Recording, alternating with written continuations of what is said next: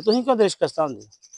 پچھلی آیت بھی تھی پڑھی کہ دل شکستہ نہ ہو، تسی غالب آؤ گے اگر تم مومن ہو، پڑھی ہے نا آیت؟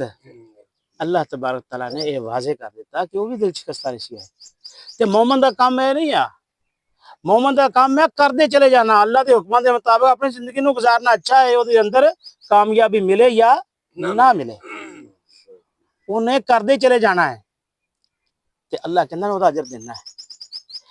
انہوں نے کمزوری نہیں دکھائی، یہ ہن ماضی دی گل ہو رہی ہے، جنہیں پہلے انبیاء گزرے نے انہاں دے حواری انہاں دے نال سن، انہاں نے مصائباں برداشت کیتیاں، تکالیف برداشت کیتیاں، جنگاں دے اندر رہ، انہوں نے کمزوری نہیں دکھائی، باطل کے آگے سرنگو نہیں ہوئے، ایسے ہی صابروں کو اللہ پسند کرتا ہے۔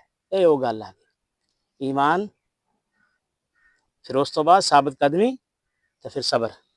اللہ کہندا میں ایسے لوگاں نو پسند کردا، یعنی اپنی قلت تعداد اور بے سر و سامانی اور کفار کی کثرت اور زور آوری دیکھ کر انہوں نے باطل پرستوں کے آگے صفر نہیں ڈالی، ہار نہیں منی، کمزوری نہیں دکھائی، پیٹ پھیر کے نہیں بھجے کہ تانوں کی ہو گیا، تہاڈا نبی تہاڈے اندر موجود ہے، اللہ دی کتاب موجود ہے۔